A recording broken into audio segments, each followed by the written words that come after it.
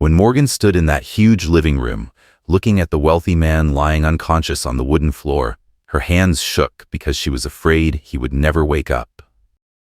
She had no idea that moment would open a new path for her life. And she never imagined that just a few months earlier, she had been on her own kitchen floor, begging her husband not to leave. Morgan had always been the kind of woman who made people feel at ease from the first moment they met her. She was gentle, reserved, and always knew how to keep everything around her tidy. But few people knew that behind that calm softness was a wide emptiness she had been hiding for years. Morgan lived in a quiet suburb where houses were separated by small rows of trees and neighbors usually greeted each other when they walked by. Life there was peaceful until storms started to hit her small family. 2 years earlier, Morgan and her husband started their journey of trying to have a baby with so much hope. They tried everything, from tracking every schedule to meeting doctors again and again. Morgan kept believing, even though each test result kept disappointing her more. At their final appointment, the doctor looked at them with a sad expression that Morgan would never forget. When he said her chances of having a child were almost zero, Morgan felt like the whole world tilted. She looked at her husband, hoping for a hand to hold or a few comforting words, but all she got was heavy silence. From that day on, her husband changed little by little. He no longer asked her to go on evening walks, didn't ask what she wanted for dinner, and didn't sit next to her to watch their favorite shows like before. The most painful part was that he didn't even try to hide the disappointment in his eyes every time he looked at her. Morgan tried to explain, tried to stay calm, but every word she said felt like it hit a cold wall he had built around himself. The argument started. He blamed her for not trying hard enough. He said she was holding his life back. One night, Morgan heard him talking on the phone with his best friend and saying a sentence that left her frozen. "I just want a complete family." With Morgan, it's impossible.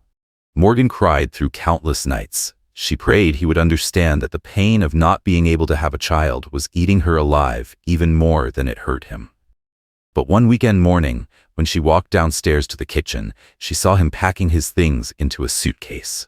Casual, as if he were getting ready for a business trip. Morgan froze when he told her he had met another woman, and that this woman could give him something Morgan never could. No comforting words. No goodbye hug. He just looked at her with eyes that felt completely unfamiliar, then walked out the door. The house suddenly became unbearably wide. Morgan sank down on the kitchen floor, hands covering her face, her breath trapped in her chest. A part of her broke the moment the door slammed shut behind her husband. She knew life would never be the same again. A week later, Morgan packed a few essentials and left the house that had once belonged to both of them. She moved into a small room behind the home of an older woman who rented it to her for a low price because she knew Morgan was struggling. Every night, Morgan lay there staring at the ceiling, asking herself what she had done wrong to be abandoned like that. But whenever the feeling of collapse washed over her, she reminded herself she had to stand up again. She didn't want her life to end because of a man who couldn't see her worth. Morgan worked several jobs to get by. She worked as a cleaning lady for a few families in the area, washed dishes at a small restaurant in the evenings, and took on extra laundry work by the hour. She didn't complain. She just quietly did what she needed to do because she knew she had no other choice. Then one day, while she was cleaning the house of an elderly couple, Morgan heard them mention that a quiet millionaire in the area had just lost a family member. The man lived alone in a huge house and barely interacted with anyone. He needed someone careful, quiet, and thorough. They thought Morgan was the right fit. Morgan hesitated for a moment. She had never worked in a house that big, and she knew nothing about this wealthy man. But she needed money, and more than that, she needed something new so she wouldn't drown in the same old pain. So she took the job. And when she stood in front of the large door leading into that house, Morgan had no idea her life was about to turn in a completely different direction. At the end of that day, when she returned to her small rented room, Morgan looked around the familiar space and let out a sigh. Her money was limited, the room was as small as a box, and her future felt so uncertain she didn't dare think too far ahead. All she could do was hold on to her work, like clinging to the last lifeline life had thrown her way. On her second day working in that huge house, Morgan still carried a sense of unfamiliarity. But compared to the suffocating months she had just lived through, the silence here made her feel lighter. At least no one blamed her or looked at her with disappointment. Everything here was simply work, and Morgan knew she could do that well. The man who lived in the house was named Cole, a wealthy businessman who had been successful since he was very young. The house he lived in was far too big for a single man. The living room was so wide that even a normal voice created a faint echo. His office had bookshelves reaching all the way to the ceiling, lighting arranged with careful precision, and everything carried a mix of luxury and a quiet coldness that was hard to describe. Even the small path leading to the backyard was spotless, not a single fallen leaf in sight. Morgan heard the elderly couple say that Cole had lost a family member in an accident years ago. Since then, he had kept to himself and rarely interacted with anyone except his financial manager and family doctor. He hired cleaning ladies only to keep the house from getting messy, but he didn't want them appearing in front of him too often. Because of that, each person who worked there stayed only a short time before leaving, unable to handle the heavy silence. The first day Morgan met Cole, he simply stood at the end of the hallway, nodded as a greeting, and turned away. No smile, no small talk, no expression she could read. Morgan knew it wasn't because he looked down on her, but because he didn't know how to speak to strangers. There was something in his eyes that caught her attention right away, something she recognized too well: loss, exhaustion, and a loneliness that hurt to see. Morgan didn't try to start a conversation. She quietly focused on her work. She made no unnecessary noise, asked no unnecessary questions, and didn't try to create a connection that wasn't asked for. She respected the distance Cole wanted to keep, because she needed her own space just as much. The next few days passed quietly. Morgan cleaned the living room, wiped down the long light wood dining table, and kept the kitchen spotless, even though Cole almost never cooked. She paid attention to every small detail, like stacking the newspapers left on the sofa or straightening a napkin that was slightly out of place. The house slowly gained a bit of warmth, even if the changes were tiny. That afternoon, while Morgan was cleaning the hallway leading to the office, she suddenly heard a loud thud, like something heavy had fallen onto the wooden floor. Her heart tightened. Without thinking, she rushed toward the sound. The office door was slightly open. Inside, Cole was lying on his side on the floor, one hand pressed against the ground but not strong enough to lift himself up. His face was pale, his breathing heavy, and his eyes were unfocused, as if he was fighting to stay conscious. Morgan immediately knelt beside him. "Mr. Cole, can you hear me?" she asked, her voice soft but firm. He tried to nod but swayed.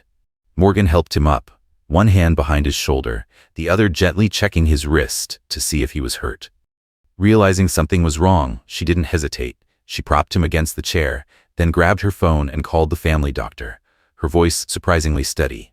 After that, she found the nearest glass of water, placed it in his hand, and held it firmly so it wouldn't fall.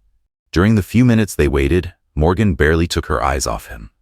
Even though her heart was beating faster than normal, her face stayed calm. She asked a few short questions to make sure Cole wasn't losing consciousness. Cole looked at her, and his eyes were nothing like they had been before. No cold distance, no guarded wall. Instead, there was real gratitude mixed with a bit of surprise. When the doctor arrived and began checking him, Morgan stepped back to give them space. She stood outside the room, listening to each assessment. The doctor said it was only dizziness caused by exhaustion and skipping meals, nothing dangerous as long as he rested. When the doctor left, Morgan went back in to tidy up the things scattered around the office. Cole sat in the chair, watching her in silence as if he had been thinking for a very long time. The air in the room felt softer, no longer icy like before. Finally, Cole spoke, his voice slow and a little hoarse. Why were you so calm? Most people panic in a situation like that." Morgan paused, turned to him, and held his gaze for a moment. Then she answered softly, "When you've been through enough, you learn how to stay steady." That simple line echoed through the wide room. It wasn't loud, but it was clear enough to hit something deep inside Cole. From that moment, he looked at Morgan with completely different eyes. After the day Cole collapsed in his office, the atmosphere between them shifted in a subtle but noticeable way. No more silent nods, no more quick steps to avoid crossing paths. Cole started giving her more glances, and sometimes he even tried to speak first. It didn't make Morgan uncomfortable. If anything, it felt like this huge house was finally opening a small door for her to step through. One weekday morning, while Morgan was wiping down the kitchen counter, Cole stood leaning against the nearby wall with a glass of water in his hand. He asked her a few simple things: where she lived, how many jobs she worked in a day, whether she liked reading. Nothing that pushed her to reveal anything too personal. Just enough to fill the quiet in a house that was always still. Morgan answered each question softly. She didn't say anything about her past marriage or the events that had turned her life upside down. But Cole could still sense something in her eyes. It was something people who had been through loss could easily recognize in someone else. A quiet sadness that needed no explanation, yet never took away her kindness. In the days that followed, Cole started noticing the way Morgan worked. She didn't just clean. She fixed small things he hadn't even realized were out of place.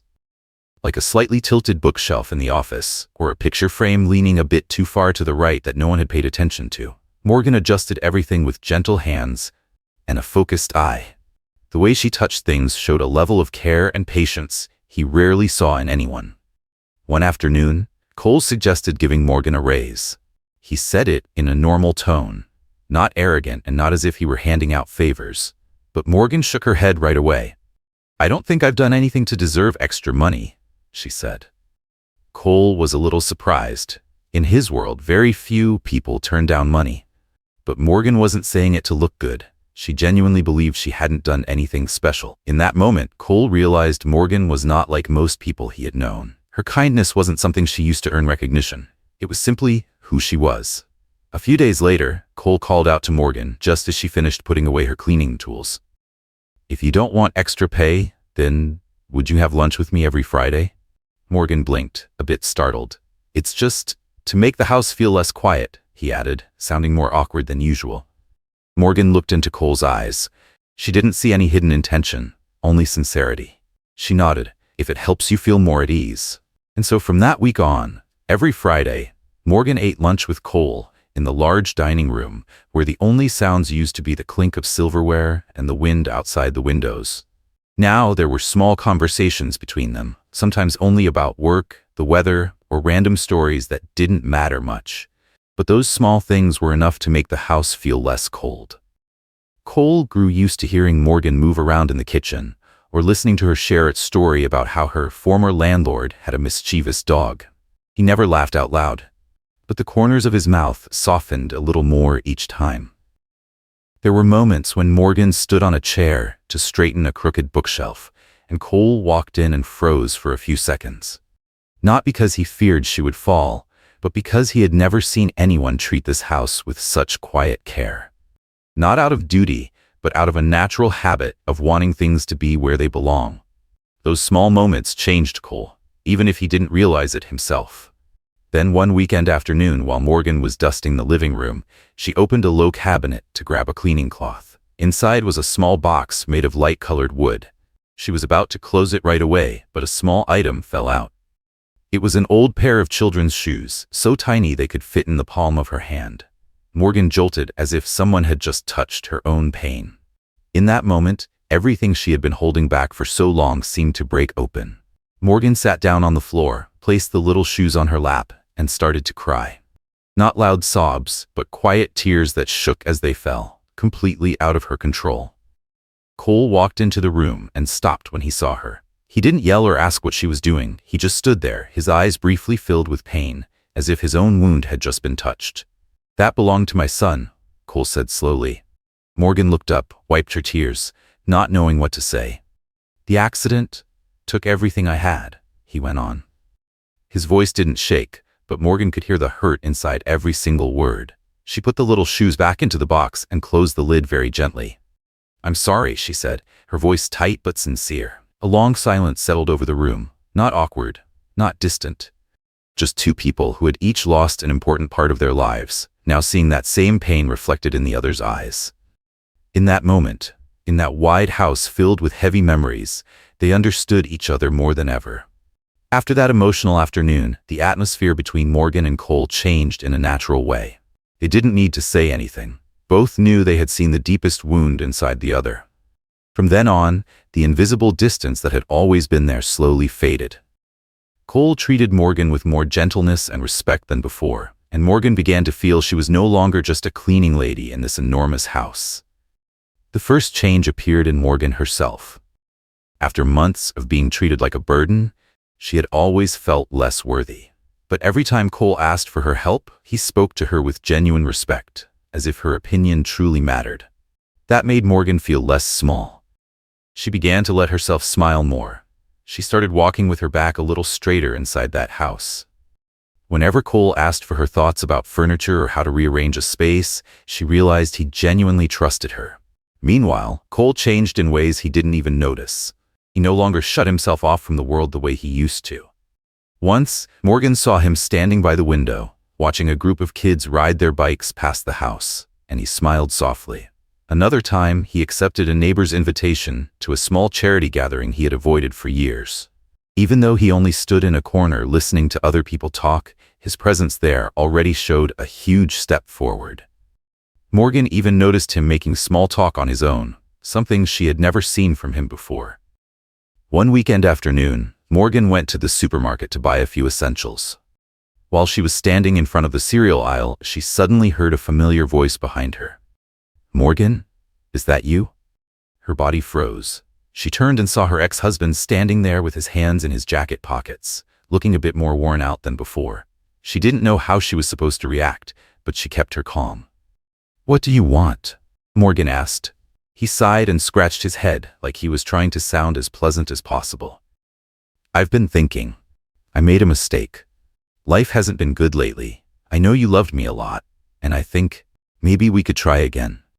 Those words almost caught in Morgan's throat, but not because she was moved.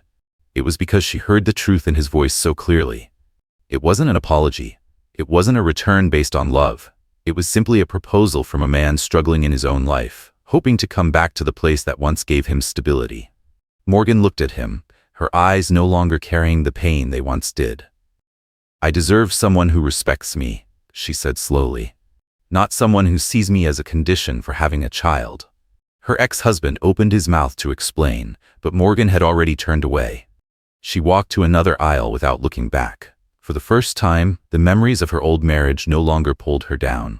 She felt lighter, as if she had finally removed a weight that had been sitting on her chest for far too long.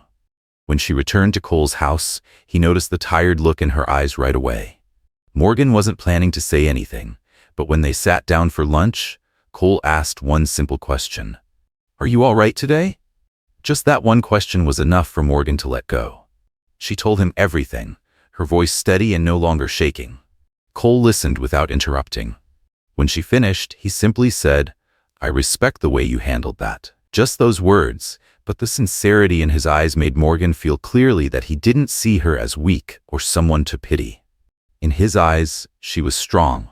Someone who knew how to choose the right path for herself.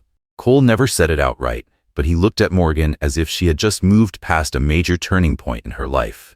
The next few days, something comfortable began to form between them, something neither of them could fully explain. They weren't friends in the usual sense, but they were no longer just employer and cleaning lady. They felt like two people learning how to trust life again. Then one night, a sudden storm hit. The wind was so strong that branches kept slamming against the windows. Morgan had planned to leave before the heavy rain, but the streets flooded so fast she couldn't get out. Cole asked her to stay in the living room for safety. The power flickered a few times, then went out completely. In the dark, the only light came from a small battery lamp Cole placed on the table. Morgan sat at one end of the sofa, and Cole sat a few steps away. They stayed quiet for a long time, listening to the wind drag across the eaves. Eventually, Cole spoke first. "I'm not good with nights like this," he said. "They remind me of the emptiness I still don't know how to fill." Morgan looked down at her hands laced together. "I'm the same," she said softly. "I'm afraid of feeling like no one needs me. It's like being left behind in your own life." Those words opened a shared path. Cole lifted his head and looked at her, not with pity, but with the rare understanding of someone who had lost too much. In that room, filled only with the sound of the storm outside, they realized their fears were the same, and neither of them was facing those fears alone anymore. In that moment, their real connection began. After the stormy night that made both of them open up, Morgan returned to her work with a feeling she couldn't quite name. Not confusion, not awkwardness. It was the calm sense of knowing that something warm was forming between her and Cole. Something neither of them was forcing. Everything moved forward slowly, naturally, as if life itself was guiding them closer with the softest steps. One weekend morning, while Morgan was arranging the napkins in the kitchen, Cole walked in with a hesitation she rarely saw in him. "There's a charity event in town this week," he said, resting his hand on the table. "I usually don't go, but if you're free, I'd like to invite you to come with me." Morgan looked up, a little surprised. "You want me to go with you?" Cole nodded, his eyes sincere. "I just think I'd feel more at ease if you were there." Morgan couldn't find a reason to refuse, and that evening, she went with him to the event held in a warm community hall. Soft yellow lights, lively conversations, and everyone happily greeting Cole after so many years of him avoiding social gatherings. The moment they walked in, a few people turned and smiled at Morgan as if they misunderstood something. A middle-aged woman leaned toward her friend and whispered something, and both of them smiled knowingly. Their looks, their nods, everything about their reaction made it seem like they were welcoming a couple. Morgan felt her cheeks warm, and Cole adjusted his collar, looking a bit uneasy. But neither of them felt uncomfortable. If anything, there was something pleasant about being seen that way. They stood next to each other during the speeches, exchanged small comments, and shared a few moments that felt completely natural. As they left the event, they walked side by side under the dim streetlights. Morgan was about to thank him when Cole spoke first. "Since you came here, my house feels alive again." She stopped for a second. A simple sentence with no hint of flirting. Just honest words from a man who had lived in silence for far too long. Morgan smiled, and they continued walking without needing to say anything else. Another afternoon, while Morgan was sweeping leaves at the entrance to Cole's house, she heard a car stop behind her. She turned and felt her heart drop when she saw the last person she wanted to face, her ex-husband. He stepped out of the car with his hands in his pockets, acting as if she owed him a conversation. "I just want to talk," he said. "I know I messed up, but everyone makes mistakes, right? Or do you think you're so perfect you've never made one?" Morgan took a deep breath. "I'm not perfect," she said, "but I've learned not to go back to someone who doesn't respect me." Her ex raised a brow. "You think that rich man you work for is going to give you what you want?" Morgan didn't get the chance to answer, because Cole's voice came from the front door. "I don't know what you expect to get by showing up here," Cole said calmly, not loud, not threatening. "But Morgan doesn't owe you anything." Her ex let out a short, mocking laugh. "Who do you think you are?" Cole stepped down a few of the front steps, keeping enough distance to stay respectful but not backing down. "I'm someone who knows her worth," he said quietly, clearly. "And I won't stand here and let anyone disrespect her, especially someone who hurt her the way you did." Morgan had never seen Cole firm in that way. No anger, no show of power, just the steady certainty of a man who genuinely respected her. In the end, her ex-husband couldn't find a reason to stay any longer. He shook his head, got in his car, and drove away without looking back. Morgan stood still for a moment. She didn't cry. She didn't tremble. There was only a sense of release rising in her chest, warmer than she expected. Cole stepped closer to her. "Are you all right?" Morgan nodded. "I'm all right." "Truly." They walked inside without saying anything for a few minutes. The silence wasn't tense. Morgan felt something pressing on her chest, something she needed to say. "I don't need a perfect kind of love," she said, looking at her hands instead of at him. "I just need honesty." Cole stayed quiet. He understood her words weren't about her ex. They were an opening meant for him. "I've cared about you for a long time," Cole said slowly. "But I didn't want to pressure you.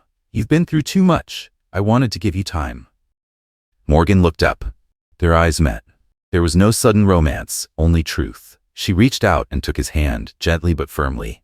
"I'm not ready to love again," she said, her voice a little unsure. "But if it's with you, I want to try." In that moment, no other words were needed. A new chapter quietly began between them. A year passed as softly as a breath, yet long enough for Morgan to look back and realize how much she had changed. She was no longer the woman who walked with her head down, afraid of being abandoned and afraid she wasn't needed. The cracks that once made her withdraw had become marks that made her stronger. When she looked in the mirror each morning, Morgan no longer saw the exhaustion she used to. She saw a woman who knew her own worth. Cole changed just as deeply. He no longer lived in that wide house with silence hanging like an invisible wall. No more nights sitting alone in his office, staring into old losses. Since Morgan came into his life, the light in the house felt real again. Her footsteps, her presence, and even their simple conversations slowly shrank the emptiness inside him day by day. They didn't become a couple through some explosive moment, but through countless ordinary ones. Quick dinners that still felt warm, aimless walks around the neighborhood.